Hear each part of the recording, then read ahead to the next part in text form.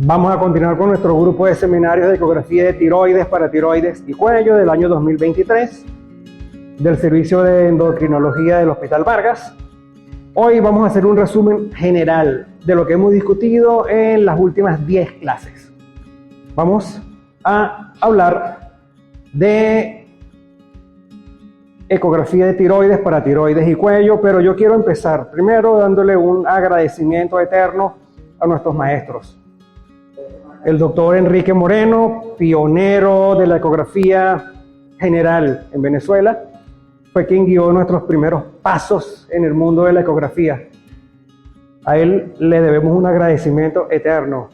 Y a la doctora Del Pino, adjunto de radiología del Hospital Vargas de Caracas, quien también fue un pilar fundamental en nuestro aprendizaje. ¿Cuál va a ser el temario de hoy, nuestra agenda? Resumen. Hoy todo va a ser resumen. Resumen de la historia. Hoy voy a destacar los acontecimientos relevantes de cada tema anterior. Estamos resumiendo más de 10 horas en una. Historia, bases físicas, la ecografía en la educación y la práctica médica, el procedimiento, tiroides y cuello normal, alteraciones congénitas, trastornos tiroideos difusos, nódulos benignos y malignos, paratiroides y ganglios linfáticos. Entonces, hablando de la doctora Del Pino, aquí está la doctora Del Pino en mi servicio, enseñándonos y apoyándonos. Definición de ecografía. Una técnica de diagnóstico médico basada en la acción de las ondas de ultrasonido, y las imágenes se obtienen mediante el procesamiento de los haces ultrasónicos reflejados por las estructuras corporales. Es lo que discutiremos en un rato cuando hablemos de las bases físicas de la ecografía. Pero vamos a hablar de los acontecimientos, un resumen de los hechos históricos importantes. Creo que uno de los más importantes es el descubrimiento del fenómeno piezoeléctrico, la piezoelectricidad, por los hermanos Pierre y Jacques Curie en el siglo XIX.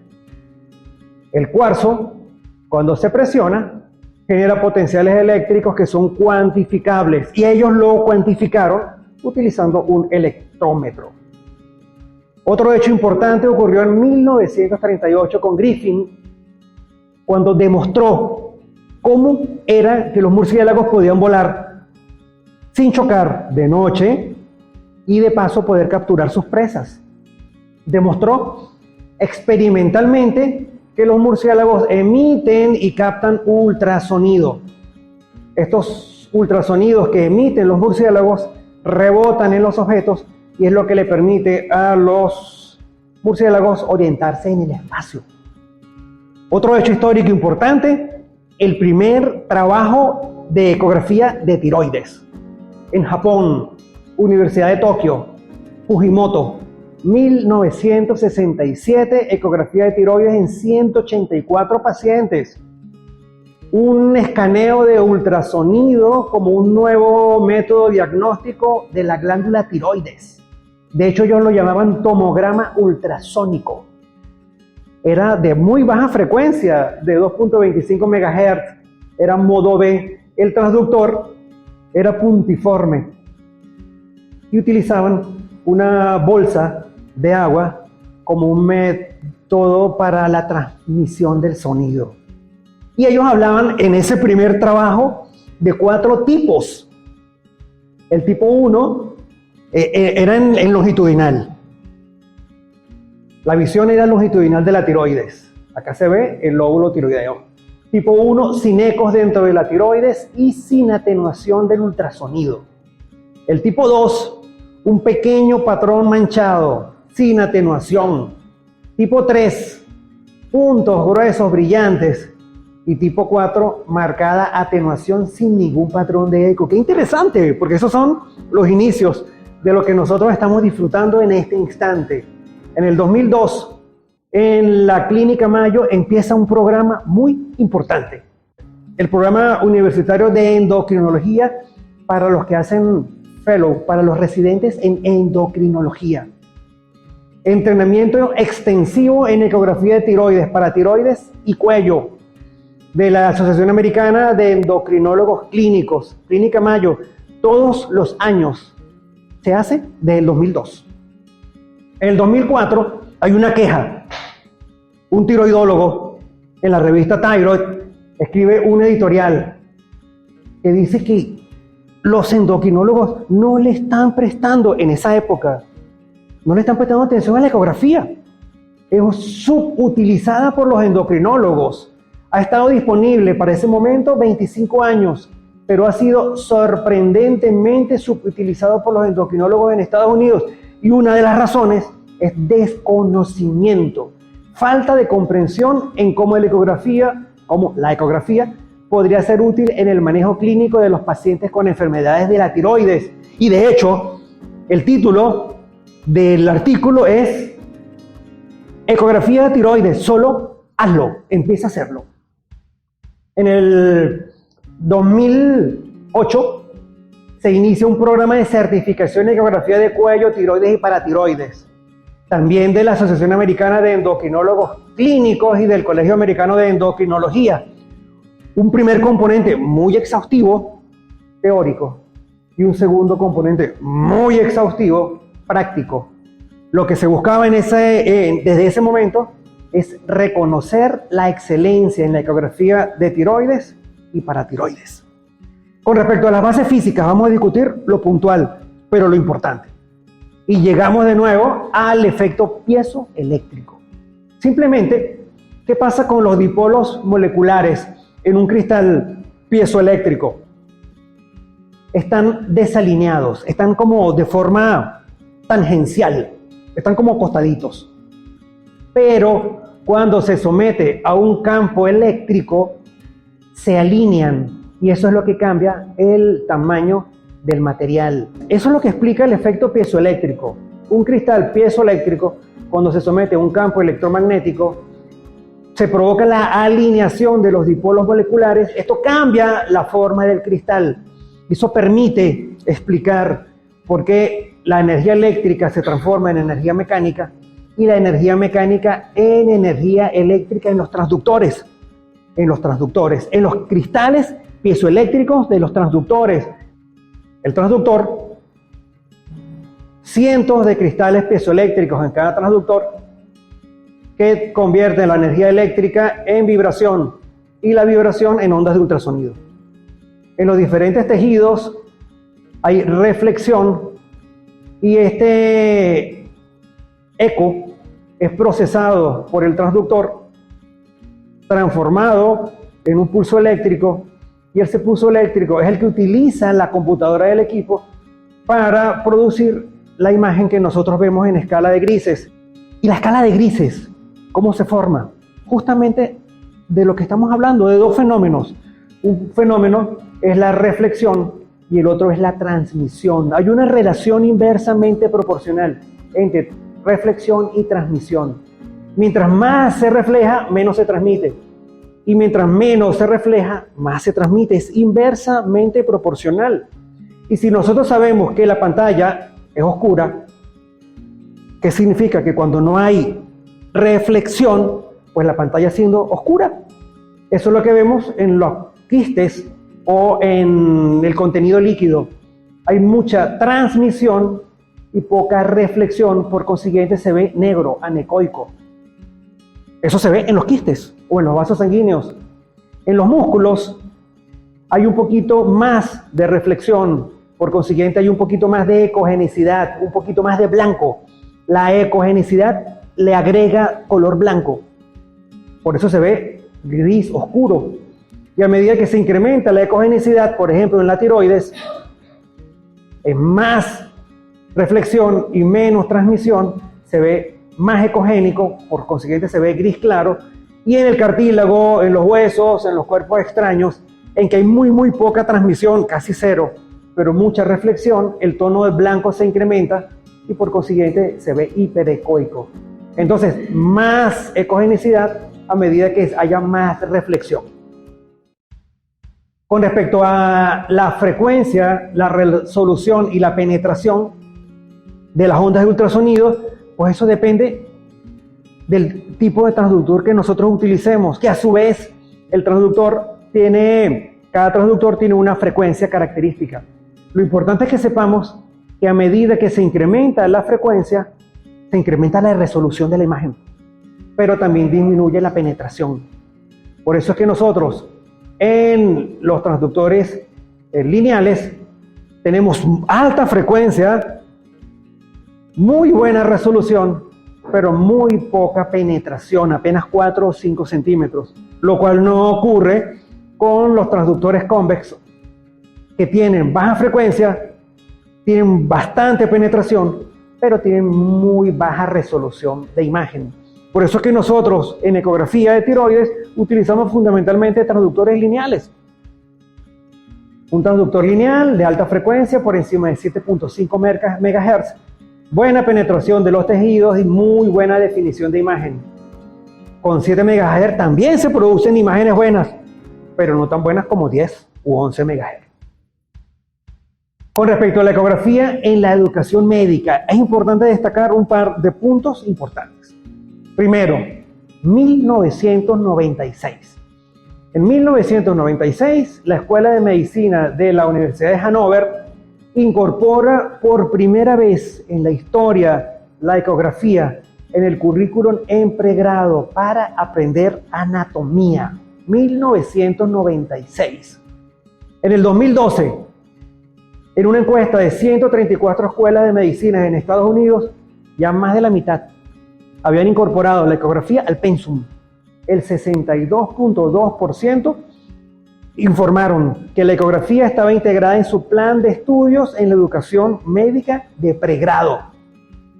Para el 2012, apenas el 25% de los internos de la Universidad de Birmingham no habían realizado una ecografía al lado de la cama. Eso significa que el 75% ya hacían ecografía al lado de la cama. Eso es preciso. ¿Qué es ecografía al lado de la cama? Lo que está haciendo aquí la doctora Hayek y el doctor Faisal. Un paciente con una tiroiditis aguda, inmunosuprimido, con VIH, ecografía al lado de la cama. Ya para el 2012, el 75% de los internos de la Universidad de Birmingham ya lo habían hecho, ya lo estaban haciendo. Y pues en este instante ya estamos hablando de congresos internacionales de ecografía en educación médica. Eso es totalmente normal. Y en la práctica médica, ¿qué importancia tiene la ecografía? Bueno, en realidad yo solo voy a discutir lo importante en cáncer de tiroides, porque ya tenemos más de 12 horas discutiendo todo lo anterior. Me permite extensión del examen físico inicial de la tiroides. De hecho, hay quienes dicen que ya la ecografía debería formar parte del examen físico. Inspección, palpación, percusión, auscultación e insonación, según dice el doctor Moreno. Me permite identificar nódulos tiroideos no palpables, incidentalomas. Me ayuda, basado en los rasgos ecográficos, a diferenciar entre lesiones tiroideas benignas y malignas. Me permite evaluar la extensión tumoral extratiroidea, si es que ocurre. Me permite evaluar linfadenopatías en el cuello. Es de utilidad en el estadio preoperatorio del cáncer de tiroides. Me permite guiar los procedimientos mínimamente invasivos, como la paz de nódulos tiroideos y ganglios linfáticos. Contribuye a facilitar la localización intraoperatoria y la resección del cáncer tiroideo inicial y recurrente, y es de mucha utilidad en la vigilancia postoperatoria del cáncer tiroideo recurrente. Entonces, sí es importante y sí es útil la ecografía para los endocrinólogos, sobre todo en este momento en el que prácticamente ninguna especialidad deja de utilizar en este instante la ecografía. En este momento la ecografía diagnóstica es el enfoque diagnóstico primario en la mayoría de las especialidades médicas. Modernos equipos cada vez son mejores, de mejor resolución y de mejor precio, y más pequeños. No es invasiva, las imágenes son inmediatas, no hay que esperar para poder ver las imágenes, son inmediatas, no se irradia al paciente Y de hecho, en algunas circunstancias ni siquiera hay que trasladar al paciente. Muchas veces en la ecografía en la cama, al lado de la cama se traslada es el equipo de ecografía. De hecho, eso explica por qué en este momento el 25% de los estudios de imágenes en el mundo son precisamente ecográficas. ¿Y cómo es el procedimiento ecográfico? Bueno, hablando de tiroides, tenemos que evaluar el tamaño de la tiroides, la forma, los contornos, la textura ecogénica, los movimientos al tragar y el Doppler color, power y espectral. Teniendo presente que no solo es evaluar tiroides, hay que evaluar cuello, hay que evaluar el piso de la boca, las regiones submentales y submandibulares. Tenemos que buscar tiroides sublingual, tiroides ectópica, quistes incidentales del conducto tirogloso y tenemos que evaluar la motilidad de las cuerdas vocales. Hay que ver la carótida, la yugular, los ganglios linfáticos yugulares y en algunas circunstancias realizar incluso un dibujo al cual se le llama mapa cervical. En cuanto a la evaluación de ganglios cervicales, ya hubo una clase sobre ello la semana pasada. Tenemos que evaluar de las zonas 2 al 6. Si hay un nódulo que tenga características ecográficas de sospecha, hay que buscar alrededor del ganglio linfático sospechoso, sobre todo en las zonas adyacentes 3, 4, 5 y 6. ¿Y cómo es la tiroides? Y el cuello normal. La tiroides normal tiene forma de H, acá podemos verla, en transversal. Son dos lóbulos elipsoides y un segmento horizontal que es el istmo. En longitudinal se ve de forma elipsoide y en transversal se ve como una forma de bola. De hecho, en realidad se encuentra longitudinalmente un poco inclinada de forma lateral. ¿Dónde se encuentra la tiroides? Bueno, debajo del hioides, en el compartimento infrahioideo, a la altura de las vértebras cervicales C5, C6, C7 y en un espacio delimitado por los músculos, la tráquea, el esófago, las arterias carótidas y las venas yugulares. Hablando de tiroides normal, pues tenemos que saber las medidas normales de la tiroides nuestra, los venezolanos. Porque cuando vemos nuestros libros de anatomía normales, no son hechos en venezolanos. Y las dimensiones de la tiroides son totalmente diferentes de las nuestras. El venezolano caballero mide 1,70, no 1,95. Y las damas también un poquito menos. En un trabajo reciente, donde se compara, se titula Comparación del volumen tiroideo normal de los pacientes de edades comprendidas entre los 16 y los 85 años, atendidos en la unidad de ecografía del Hospital Vargas de Caracas, Venezuela, con los estandarizados por la OMS. Un trabajo con casi 500 pacientes. Se demuestra que el volumen de la tiroides de la mujer venezolana es 7,3 más o menos 3,2 cc, es decir, aproximadamente 7,3 cc. Y en los hombres, 8 más o menos 3,8 cc, es decir, que más o menos el promedio real de la tiroides de la mujer venezolana gira en torno a los 7 cc y los hombres 8 cc. Y se demuestra en ese trabajo que el lóbulo tiroideo izquierdo es 10% más pequeño que el lóbulo tiroideo derecho. Entonces las medidas tiroideas promedio, en longitudinal de 42 a 26 milímetros, en transverso de 18 a 11 milímetros, en diámetro anteroposterior de 15 a 9 milímetros, y el volumen nuestro de nuestra tiroides es entre 3 y 10 cc. ¿Cómo es la ecogenicidad normal de la tiroides? Acá lo podemos ver. Parénquima, homogéneo y discretamente hiperecogénico con respecto a los músculos de envoltura. Un parénquima homogéneo es hiperecoico versus los músculos circundantes y es isoecoico ¿con quién? Con las glándulas salivales, las parótidas y las submandibulares, y el contorno debe ser liso. Con respecto a las alteraciones congénitas, hablamos de variación de forma y hablamos de variación de posición.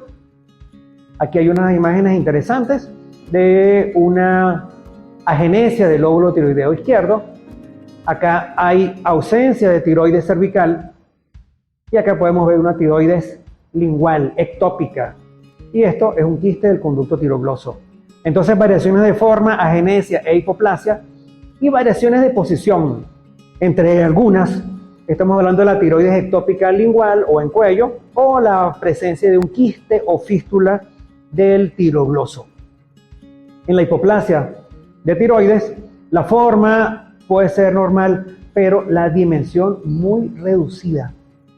Sabemos que el lóbulo tiroideo izquierdo debe ser más o menos 10-20% más pequeño, no 60 u 80% más pequeño.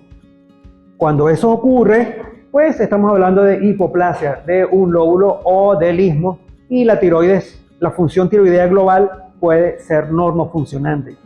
La agenesia, podemos ver acá que falta el lóbulo tiroideo izquierdo y el istmo, es la ausencia de un lóbulo o del istmo, y la tiroides puede ser normo o hipofuncionante. Un detalle interesante descrito en la bibliografía es que cuando el volumen de la tiroides es menor de 6 cc, puede haber un hipotiroidismo. Con respecto a la tiroides ectópica, ¿dónde se puede encontrar la tiroides ectópica? En muchísimos sitios. Hace poquito conseguimos tiroides ectópica en el corazón. Y de paso, un cáncer de tiroides en el corazón.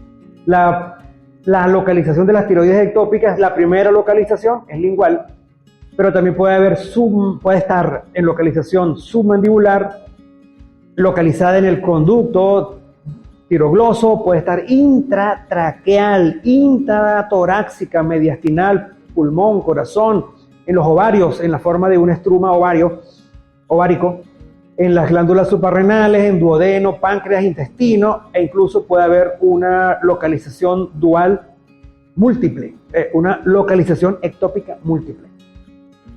La tiroides ectópica lingual, véanla, acá por tomografía, es el sitio más frecuente, puede estar localizado en la base de la lengua, en la línea media, profundo el foramen ciego, puede ser redondeada, puede ser ovalada, generalmente es heterogénea y generalmente es hiperecogénica.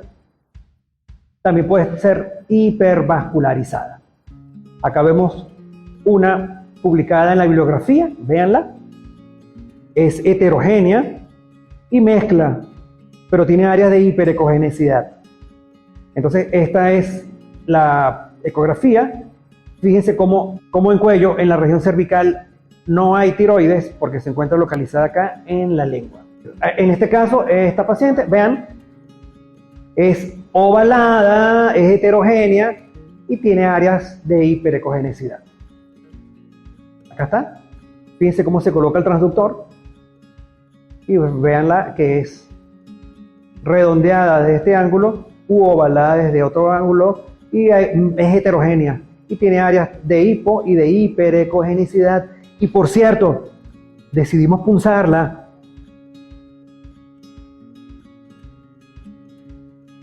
Vean la tiroides.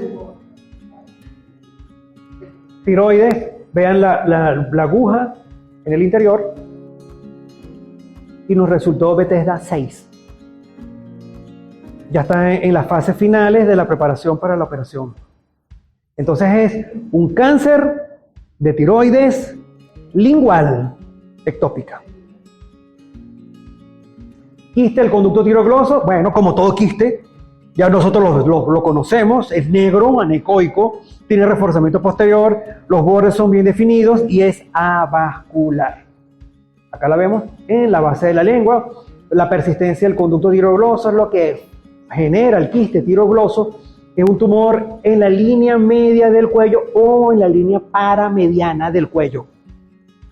A la ecografía, una lesión anecoica o hipoecoica bien definida con reforzamiento acústico posterior y es avascular. Si hay hemorragia o infección, pues cambia las características. Con respecto al bocio endémico, sabemos que una cosa es el bocio endémico por ecografía en adolescentes y otra cosa es la ecografía de los adultos mayores. En adolescentes y adultos jóvenes no hay nódulos. Hay un aumento difuso de tamaño, los polos de la tiroides son redondeados, puede ser heterogéneo, difuso y puede ser hipoecoico.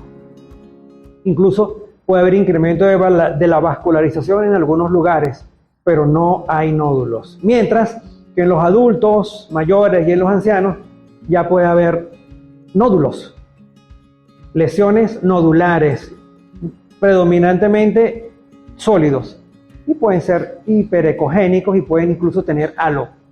Nódulos mixtos también pueden ser predominantemente quísticos y precisamente son nódulos ecomixtos porque tienen degeneración quística. También pueden tener áreas fibrosas hiperecogénicas y pueden tener macrocalcificaciones. Este es con respecto al bocio endémico. Esta parte me encanta. Tiroiditis. Las tiroiditis. ¿Por qué? Porque son demasiado frecuentes y porque es súper fácil de observar y de explicar. ¿Por qué? Porque las tiroiditis se caracterizan por focos de inflamación. Esos focos de inflamación se relacionan con edema inflamatorio y el edema inflamatorio pues se relaciona con hipoecogenicidad.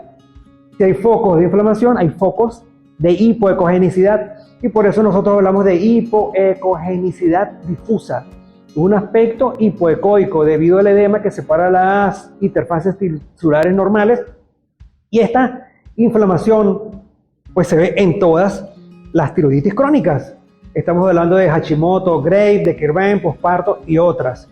Y se observan como áreas de hipoecogenicidad difusa o una hipoecogenicidad mal definida.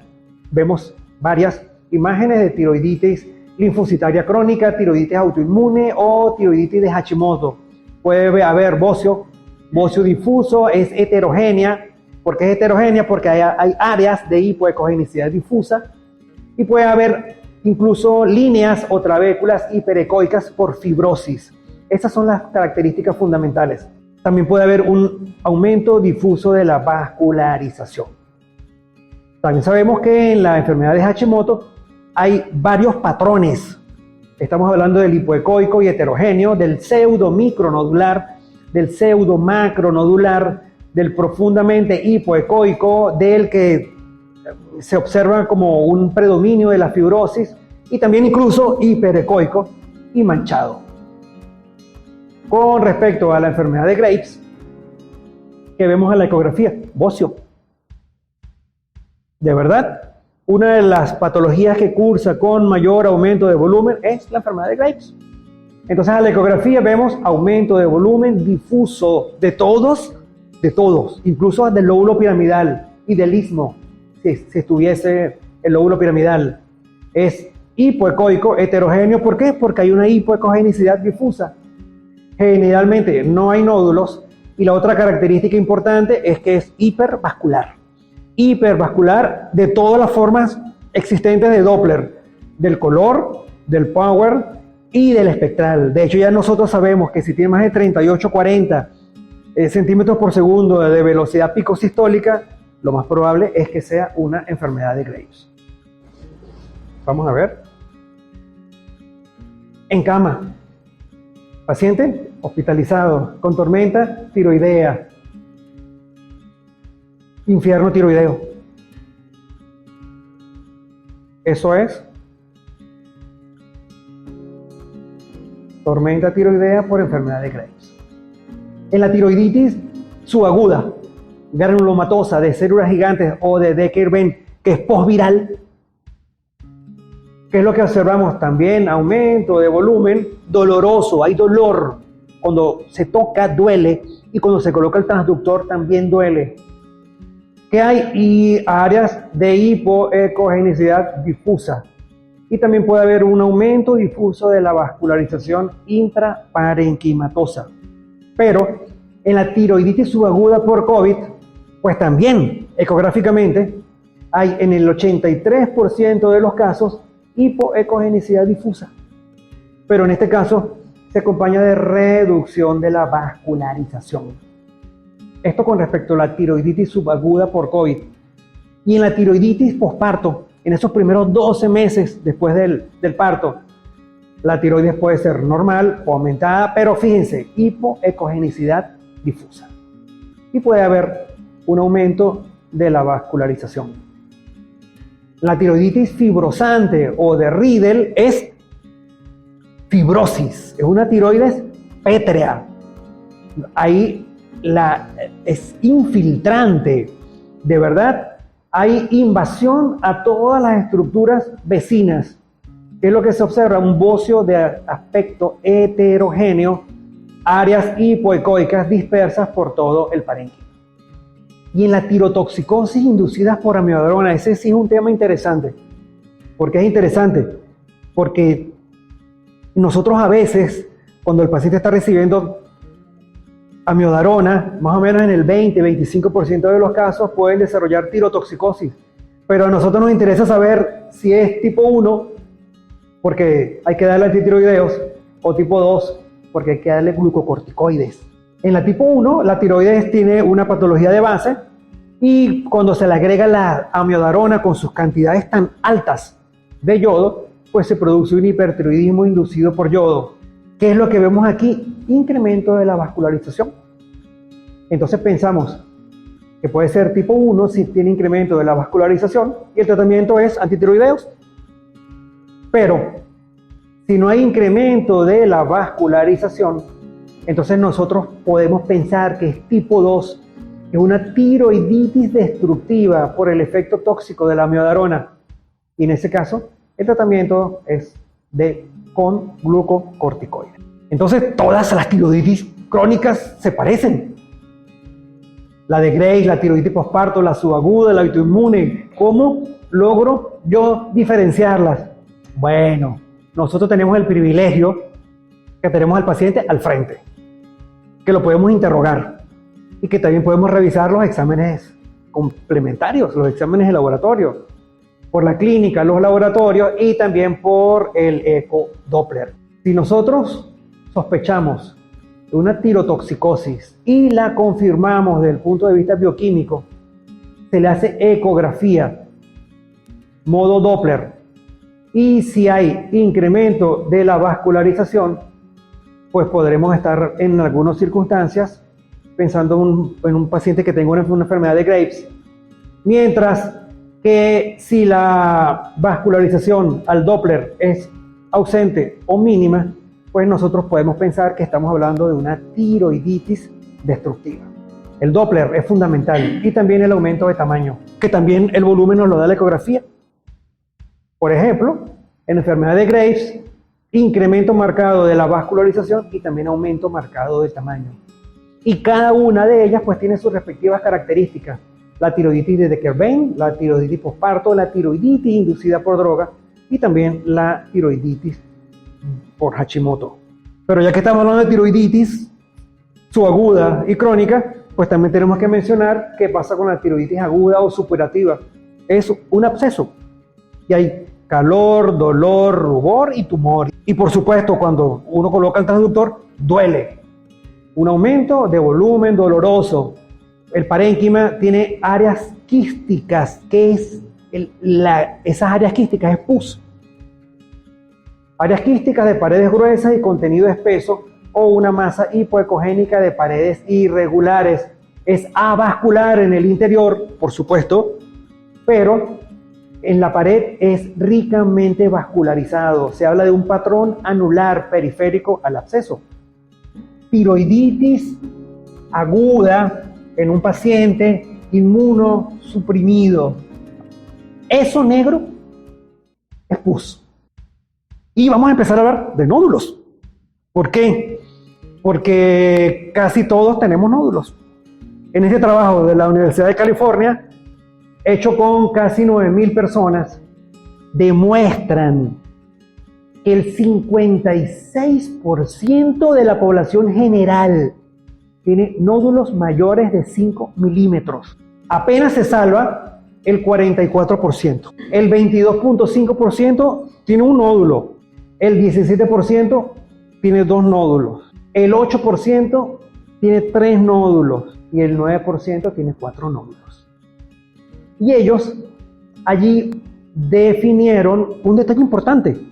La prevalencia real de cáncer es muy baja en los pacientes con nódulos en la tiroides, según ese estudio. Apenas el 1.5% son malignos. Es decir, que el 88.5% son benignos. ¿Y cuáles son las características ecográficas que ellos identificaron? De todas las que evaluaron, 3. Primero, nódulo sólido. Segundo, hipoecoico. Y tercero, mayor de 2 centímetros. Esas fueron las 3 características más importantes de ese trabajo. Si se consigue una sola de esas características, cuando se evalúa una sola de estas 3 características, son 18 cánceres por cada 1000 pacientes. Es decir, que hay que hacer 56 punciones para conseguir un cáncer. Estamos hablando de sólido, hipoecoico y mayor de 2 centímetros.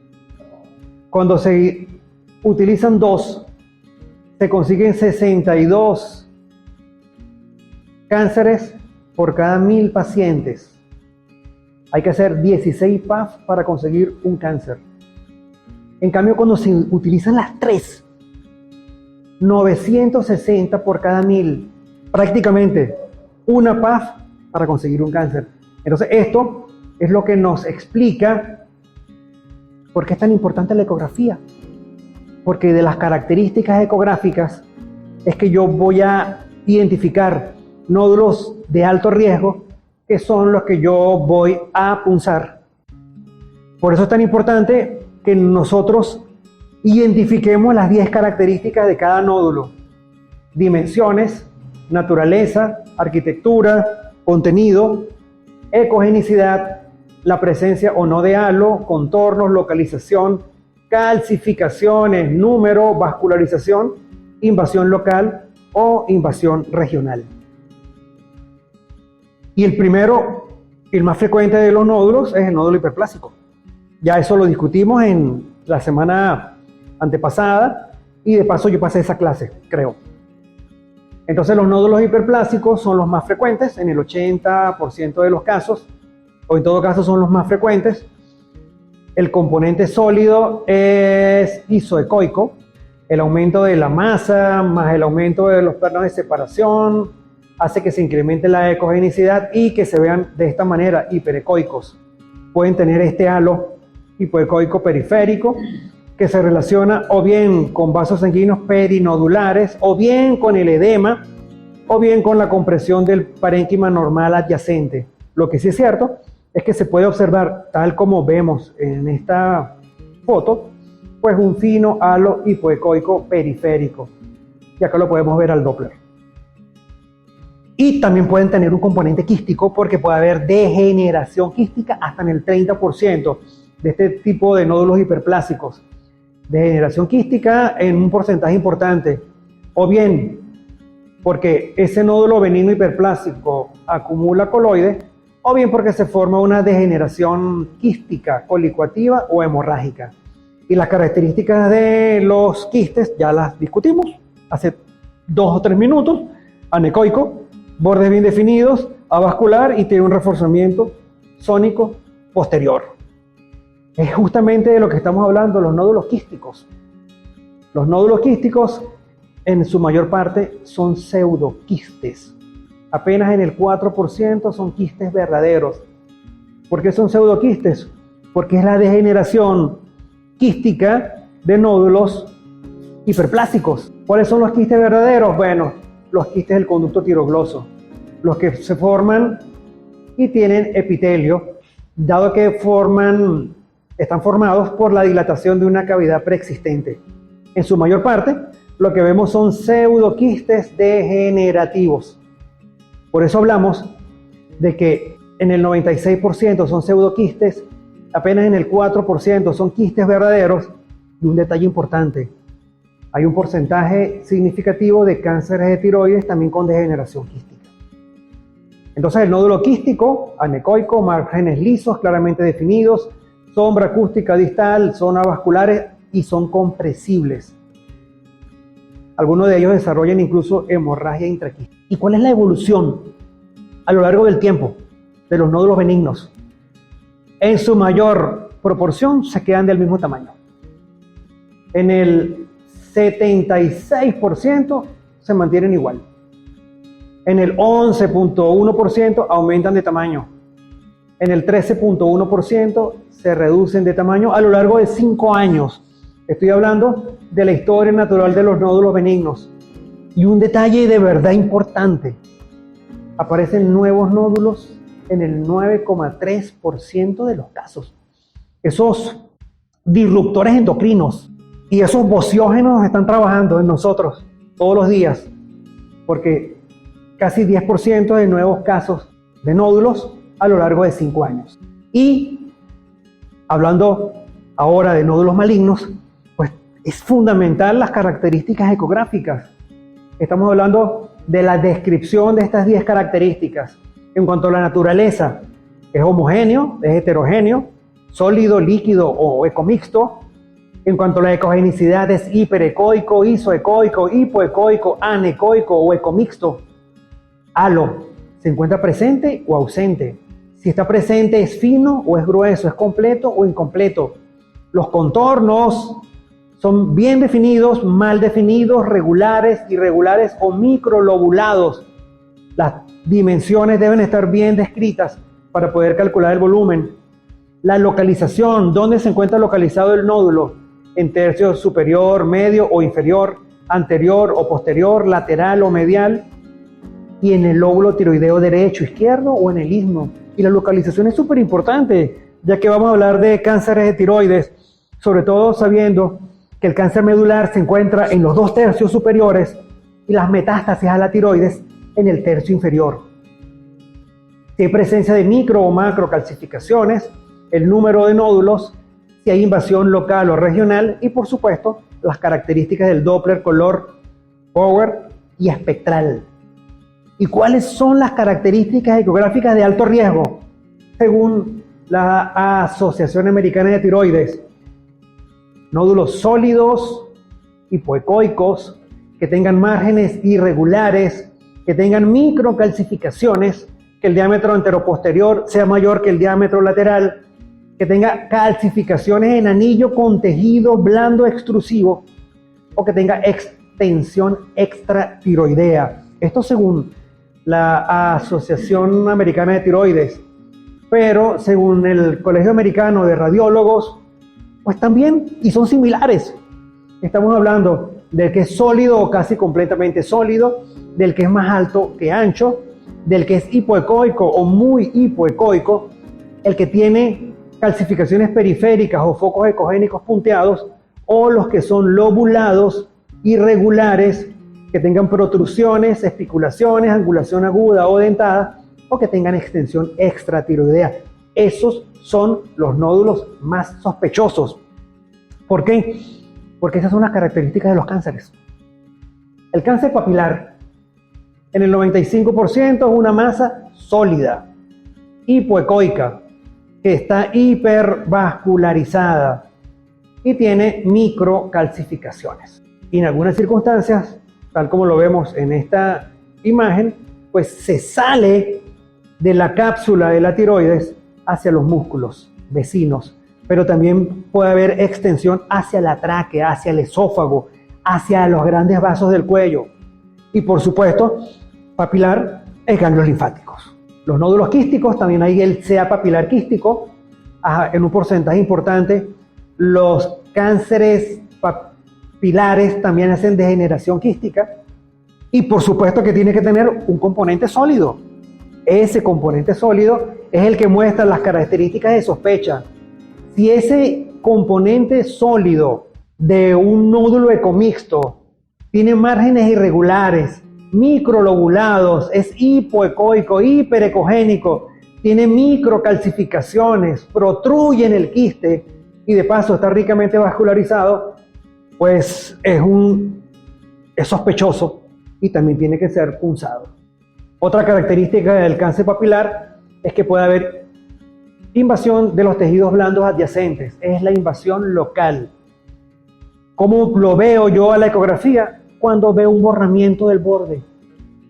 Cuando los planos de división con las estructuras vecinas se borran. Es lo que vemos acá. Es lo que vemos acá. Y es lo que vemos acá.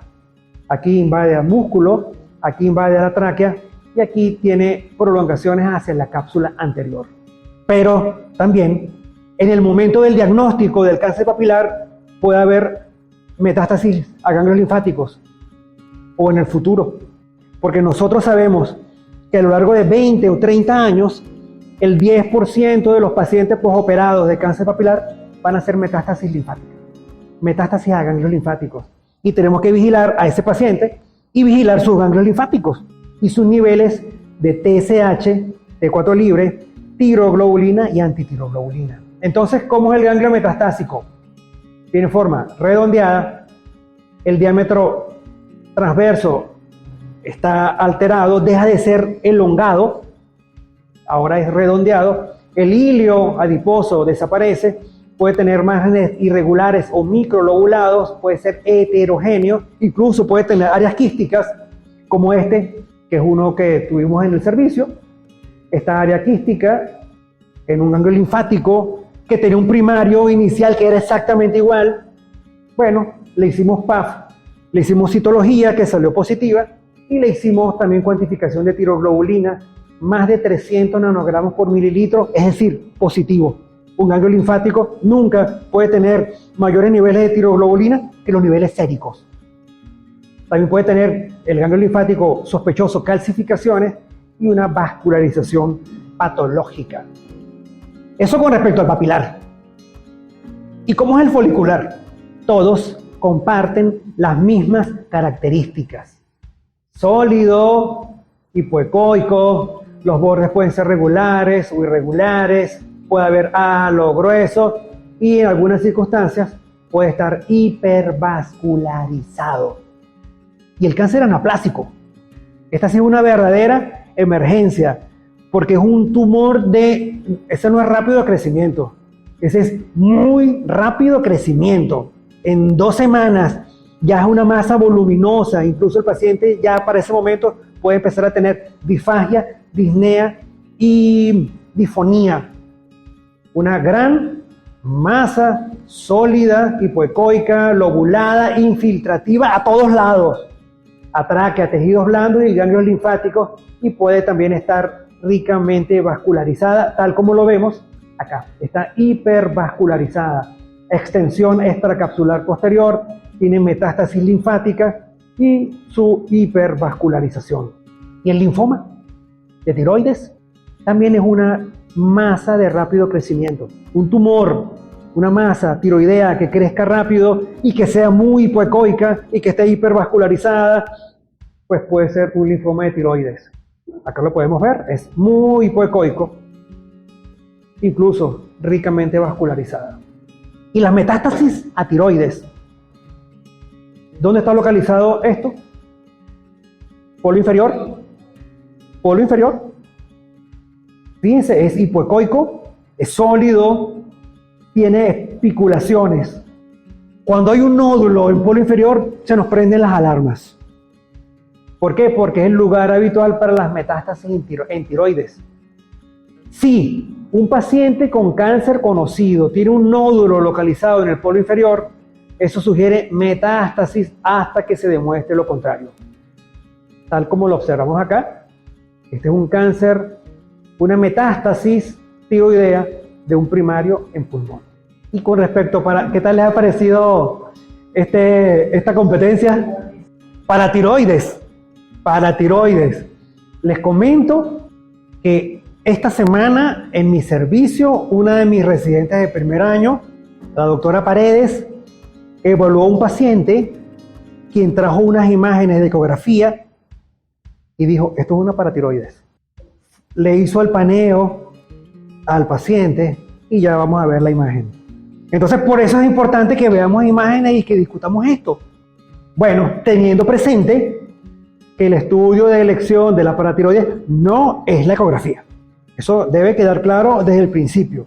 Pero la ecografía es versátil, me permite una visión del cuello similar a la quirúrgica en la mayor parte del cuello. Hay áreas en las que es inaccesible.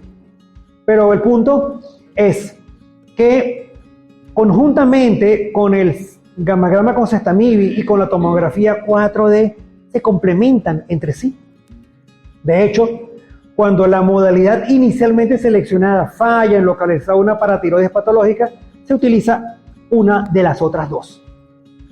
Lo importante es que entendamos que todas son complementarias para evaluar las enfermedades de la paratiroides, sobre todo porque sabemos que las principales enfermedades de la paratiroides, del hiperparatiroidismo, son los adenomas, en el 85% de los casos, la hiperplasia multiglandular en el 6% de los casos y más extrañamente el carcinoma, pero también se encuentran por allí presentes.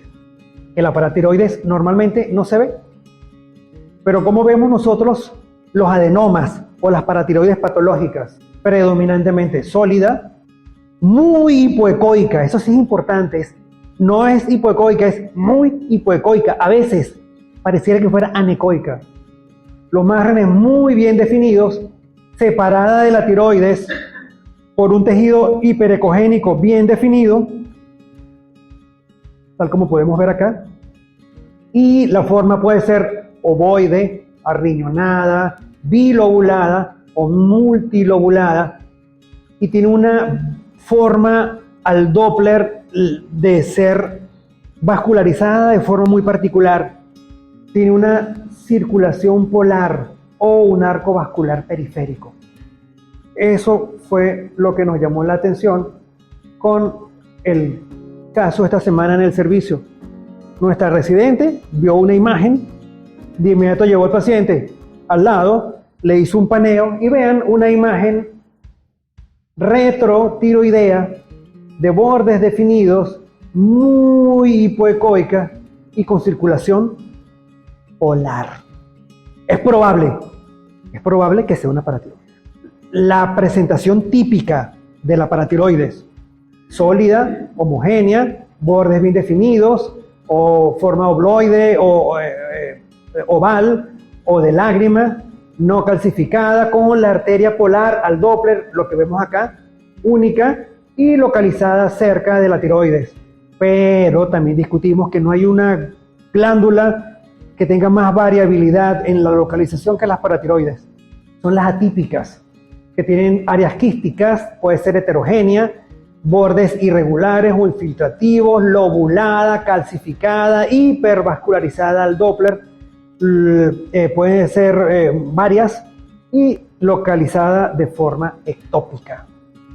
Y las hiperplasias en los MEN2, en las neoplasias endocrinos múltiples y en los pacientes renales en hemodiálisis. Doctora Del Pino, con una PTH en 1500, 2000, 2500. A nosotros nos están llegando al servicio todos los meses, por lo menos 2 o 3 pacientes con 1000, 1500, 2000, 2500 de PTH, referidos de nefrología, de varios servicios de nefrología. En este caso son múltiples, ovaladas y pueden tener calcificaciones. Son múltiples, las vemos acá, las vemos acá, las vemos acá. Esta es las características ecográficas de las hiperplasias de las paratiroides. Y el carcinoma, ya estamos terminando. Cáncer de paratiroides, porque hay, y es, si tenemos una hipercalcemia por encima de 14, 15, 16, tenemos que sospechar en un carcinoma de paratiroides.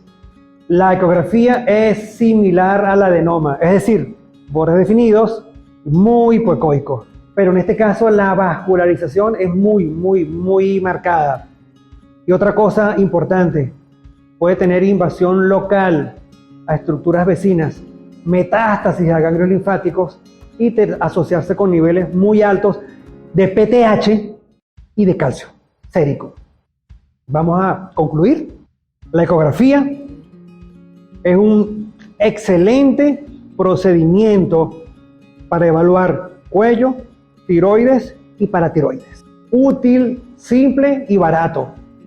Y en este momento se considera la piedra angular en las imágenes diagnósticas de tiroides, pero también sirve para paratiroides y para ganglios linfáticos. Por supuesto que la recomendación es utilizar transductores de alta frecuencia porque son los que tienen la mejor resolución. En el estudio de la tiroides no es ni la tomografía ni la resonancia magnética, el estudio de elección, porque la resolución de las imágenes no es tan buena, pero tienen sus indicaciones, sobre todo en el bocio retroesternal. Ya nosotros hoy terminamos este programa. Nosotros lo llamamos Vamos a ver. ¿Por qué? Porque no es práctico, es teórico. Pero la intención de este grupo de seminarios es que aprendamos a identificar imágenes tal como la que nos llegó al servicio esta semana de nuestra residente de primer año, que identificó una paratiroides número 1. Y número 2, pues que esto nos prepara para la siguiente fase. Y la siguiente fase es un taller teórico práctico. Entonces hablamos el sábado 4 de febrero de introducción a la ecografía de tiroides, historia, bases físicas y artefactos de ultrasonido. El 11 de febrero hablamos de ecografía en la educación y la práctica médica, definición, objetivos, limitaciones, el procedimiento, tiroides normal. El sábado 25 de febrero hablamos de alteraciones congénitas y trastornos tiroideos difusos.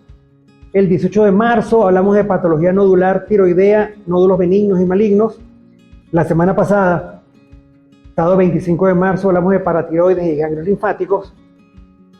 Y hoy ya discutimos nuestro resumen. La doctora Troncones, que está por allá, nos va a hablar de Power, color, Doppler y espectral en tiroides normal y patológica. Y ya entonces, para este momento, yo creo que queda claro para todos nosotros por qué los endocrinólogos debemos saber de ecografía, de tiroides y de paratiroides. Me quiero despedir hoy mostrándoles mi equipo de trabajo